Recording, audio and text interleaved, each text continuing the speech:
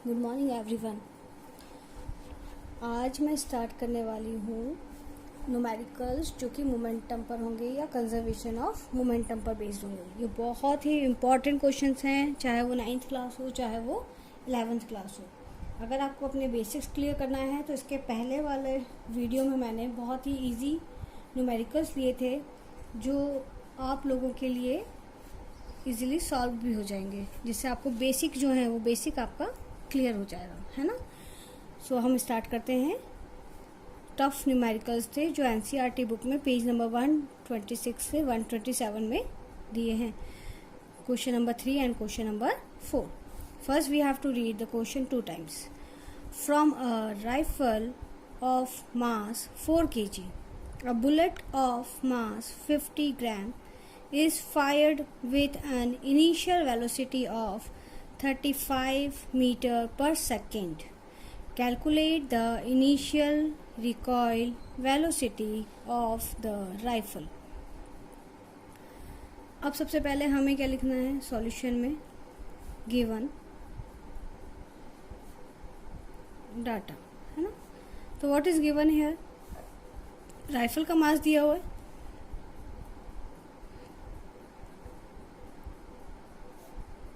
4 kg, bullet का मास दिया हुआ है 50 ग्राम, और जो उसकी बुलेट की स्पीड है वो दी हुई है, तो बुलेट की वेलोसिटी कितनी हो गई,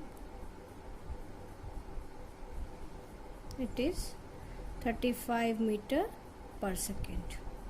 अब कैलकुलेट क्या करना है, calculate the initial recoil velocity of rifle. Recoil का मतलब क्या होता है पहले वो हम समझ लेते हैं। थर्ड लॉ ऑफ मोशन में हमने पढ़ा था कि अगर हम कोई चीज़, जैसे अगर हमने बलून लिया, उसमें कोई एयर फिल करी और उसको बांधा नहीं और हमने उसको खुला छोड़ दिया, तो वो क्या होगा, ऊपर की तरफ उड़ने लगता है, क्योंकि जो हवा है वो प्रेशर के साथ कहाँ से रिलीज हो रही है, नीचे से। तो ऊपर की तरफ वो एक नेगेटिव फोर्स लगाता है, मतलब एक्शन का भी रिएक्शन होता है। इस एक्शन का, जो हवा पीछे की तरफ से निकली, उसका रिएक्शन क्या हुआ कि वो अपवर्ड्स मूव करने लगा। रॉकेट्स हो गए, एरोप्लेन्स हो गए, स्पेसशिप हो गई, ये सब हमारा उसी प्रिंसिपल पे काम करता है। तो सारी चीज़ों का इक्वल एंड अपोजिट रिएक्शन होता है। जितना फोर्स ये वाला अप्लाई कर रहा है उतना ही फोर्स उसने भी अप्लाई किया। तो हमारी जो गन थी, उस गन ने जो बुलेट को फायर किया जिस स्पीड से या वेलोसिटी से, उतनी ही वेलोसिटी, उतना ही फोर्स यहाँ पर भी इसको क्रिएट होगा, है ना। बट क्योंकि इसका मास ज़्यादा है गन का, है ना, ये हमारी गन है, इस गन का मास ज़्यादा है जबकि बुलेट का मास बहुत ही कम है, तो बुलेट का जो होगा मोमेंटम वो बहुत ज़्यादा होगा और इसका थोड़ा सा जो मोमेंटम होगा वो बराबर होगा, लेकिन हमें कम महसूस होगा, एक्सीलरेशन इसका कम होगा क्योंकि इसका मास ज़्यादा है। क्योंकि F = ma से हमें पता है कि अगर मास ज़्यादा है तो एक्सीलरेशन कम होता है, और अगर मास कम है तो एक्सीलरेशन ज़्यादा होता है ना। तो अब हम देख लेते हैं कैसे होगा। अब हमें ये पता है, सिर्फ 2 चीज़ें पता है, हमें 3 चीज़ें पता है कि उसका मास कितना है, राइफल का, बुलेट का मास कितना है, और आपकी बुलेट की वेलोसिटी पता है। अब हमें ये पता है मोमेंटम क्या होता है। अगर हम पहले बुलेट का मोमेंटम निकालें, मोमेंटम का फॉर्मूला होता है वेलोसिटी इनटू मास, है ना। इसकी वेलोसिटी हमें दी है 35 और इसका मास दिया है 50 ग्राम। अब हमें 50 ग्राम दिया है, जब भी हम निकालते हैं तो इस ग्राम को हम कन्वर्ट करते हैं केजी में, क्योंकि जब भी फोर्स की बात होती है या कोई मूवमेंट की बात होती है तो हमेशा केजी में ही वैल्यू निकाली जाती है, तो हम उसको केजी में कन्वर्ट कर लेंगे, ठीक है। तो हमारा ये जो वेट है वो हो जाएगा 50/1000 kg, या आप बोल सकते हो 1/20 kg। क्लियर। तो ये हो गया हमारा 1/20 kg। जब आप इसको कैलकुलेट करोगे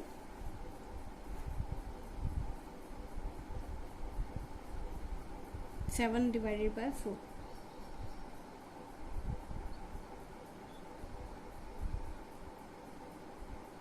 तो इसका आंसर आएगा 1.75 kg मीटर सेकेंड पर सेकेंड, है ना। तो ये हमारा बुलेट का मोमेंटम आ गया। अब हमें बताना है, ये फर्स्ट पार्ट हमारा होगा बुलेट का, जो हमें पता था, मोमेंटम पता कर लिया। राइफल का, अब हमें राइफल के मोमेंटम के लिए वेलोसिटी गिवन नहीं है, और उसने पूछा भी क्या है, calculate the initial velocity of recoil velocity of rifle. मतलब इसने जितना रिकॉइल किया, मतलब नेगेटिव फोर्स इसके ऊपर बुलेट ने अप्लाई किया, वो हमें फाइंड आउट करना है। तो हम इसका मोमेंटम फाइंड आउट कर लेंगे। पहले मास हमें पता है इसका 4 kg है, वेलोसिटी हमें पता नहीं, तो सपोज द वेलोसिटी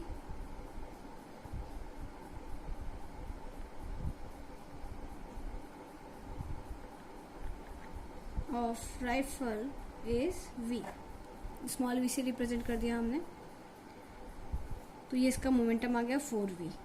ठीक है, अब as per conservation of momentum,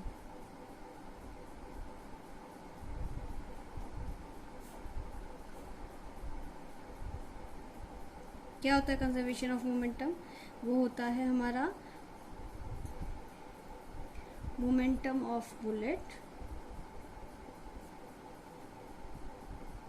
ये जो उसने फोर्स अप्लाई किया इज इक्वल टू जो इसके कारण फोर्स अप्लाई हुआ ऑफ राइफल, दोनों बराबर होते हैं हमेशा। तो ये आ जाएगा हमारा बुलेट का कितना था 1.75 और इसका था 4v। जब हमारा 4 यहाँ आ जाएगा तो v इज इक्वल टू हो जाएगा 1.75/4। तो जो हमारा वेलोसिटी होगा वो होगा 0.4375 metre per second. Metre per second होगा, क्यों होगा मीटर पर सेकेंड? क्योंकि स्पीड जो वेलोसिटी या स्पीड होती है वो मीटर पर सेकेंड में होती है। क्लियर है कैसे मोमेंटम निकाला है? क्योंकि हम ये बोलते हैं चाहे बॉडी बड़ी हो चाहे बॉडी छोटी हो, दोनों का मोमेंटम हमेशा सेम होता है। मतलब जितना फोर्स इसने अप्लाई किया उतना ही फोर्स वो भी अप्लाई करता है, तो the momentum is always same. तो दोनों का मोमेंटम हमेशा सेम होगा। या आप बोल सकते हो कंजर्वेशन ऑफ मोमेंटम के अकॉर्डिंग भी, जो फोर्स अपने थर्ड लॉ ऑफ मोशन के अकॉर्डिंग भी जो हमारा फोर्स होता है वो इक्वल एंड अपोजिट होता है। तो ये हमारे दोनों फोर्स बराबर होंगे। फोर्स की बात नहीं करेंगे तो हमारा मोमेंटम बराबर होगा। ठीक है, तो मोमेंटम हर बॉडी का सेम होता है। क्लियर? तो the main thing is the momentum of the body are same. Thank. Next question number 4।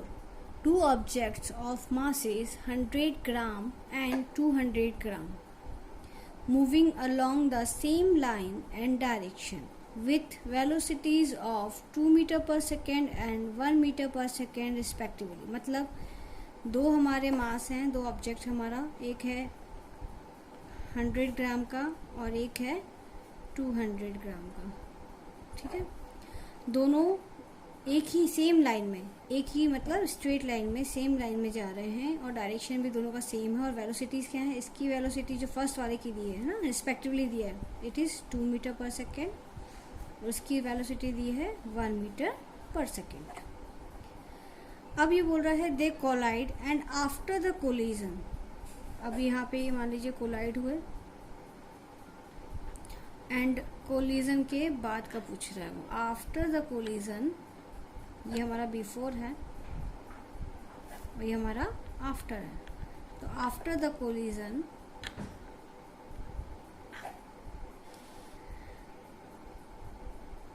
First object moves, ये फर्स्ट ऑब्जेक्ट ये हमारा है ना, फर्स्ट उसने 100 ग्राम को लिया है, तो it is 1.67 metre per second. Determine the velocity of second object, इसकी हमें वेलोसिटी फाइंड आउट करना है। ठीक है, सबसे पहले हमने डायग्राम बना लिया क्योंकि ये डायग्राम बना सकते थे हम इसका, जैसा कि कंजर्वेशन ऑफ मोमेंटम में हमें दिया है। तो the two objects of masses 100 gram and 200 gram are moving along the same line and direction with velocities of 2 meter per second and 1 meter per second respectively. They collide and after the collision the first object moves at the velocity of 1.67 meter per second. Determine the velocity of the second object। तो इसके टकराने के बाद, collision के बाद इसकी velocity क्या हो जाएगी जब इसकी 1.67 मीटर पर सेकेंड है। तो सबसे पहले हम फाइंड आउट करेंगे 100 ग्राम मास वाले ऑब्जेक्ट का मोमेंटम। तो इसका मोमेंटम क्या होगा?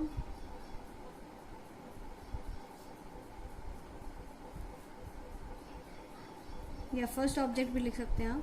It is mass into velocity. Mass is 100 and velocity is 2 meter per second. तो इसका हो गया 200, सॉरी ये ग्राम है तो इसको हमें केजी में भी कन्वर्ट करना पड़ेगा, अपॉन 1000. तो इट इज़ 1/5. इसका मतलब है वो 0.2 kg मीटर पर सेकेंड, है ना. हमेशा ग्राम को केजी में कन्वर्ट करना है. अब हम दूसरे वाले का देखेंगे, 200 ग्राम मास का. So it's momentum of 200 gram object is m into v and the mass is 200 in kg. 1000 अपन नीचे कर देंगे तो kg में कन्वर्ट हो जाएगा. And the velocity is 1 metre.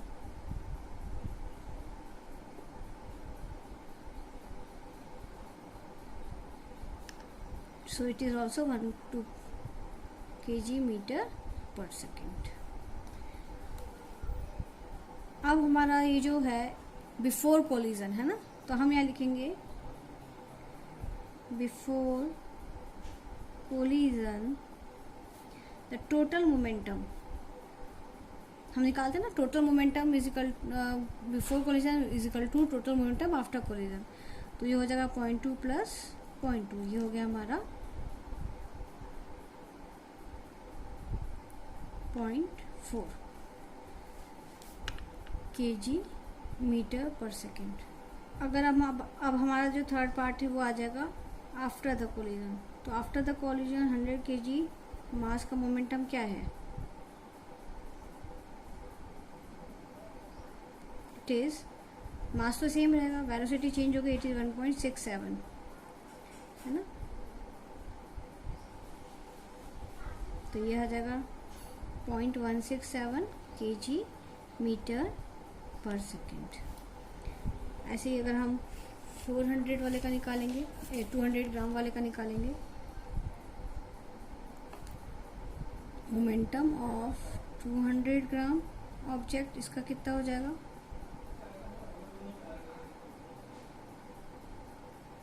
इसकी वेलोसिटी लेकिन हमें गिवन नहीं है, हमें वो निकालनी है. तो हमने उसको सपोज किया इट इज v. तो इट इज 0.2, क्योंकि यहाँ जगह 1/5 v है ना, 1/5 होता है 0.2. सो इट इज 0.2 v. ठीक है. अब हमें क्या निकालना है, इसका total momentum. So after the collision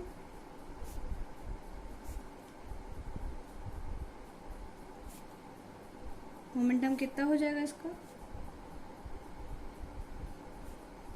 पहले वाले का कितना निकला था 0.167 प्लस 0.2 v. तो ये हमारा टोटल मोमेंटम हो गया आफ्टर द कोलिजन. ठीक है. अब हमारा कंजर्वेशन का जो लॉ होता है उसके अकॉर्डिंग क्या होता है, total momentum after is equal to total momentum before the collision. ठीक है. दोनों सेम होते हैं. हमने भी इसका निकाला ही था, इसका आ रहा था बिफोर कोलिजन कितना था 0.4 आ रहा था, इसका हो गया 0.167 प्लस 0.2 इज इक्वल टू 1. अब हम इसको इधर शिफ्ट करेंगे तो माइनस साइन आगे आ जाएगा, इसको माइनस करेंगे तो इसका आंसर आएगा हमारा 0.233. अब इसको डिवाइड कर देंगे तो इसका आंसर आ जाएगा हमारा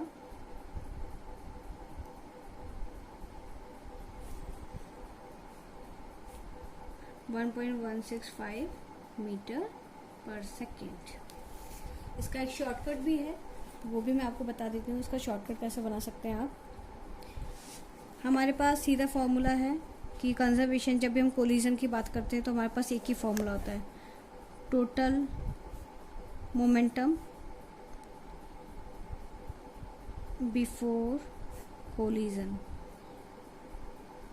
is equal to total momentum after collision. ये 2 मिनट में हो जाएगा।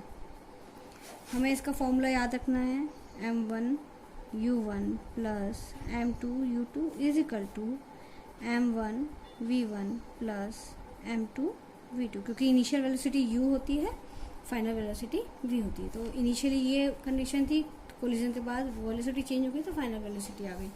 मास इन दोनों का सेम होगा तो इट इज़ 0.1 kg, 0.1 kg है ना।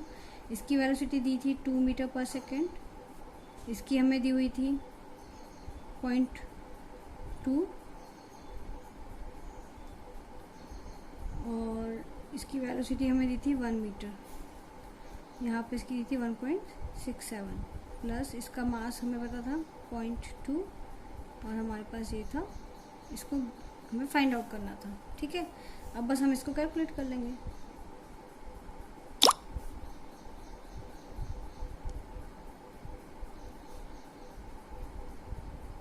ठीक है, इसको इस तरफ ले जाएंगे, 0.4 से माइनस हो जाएगा।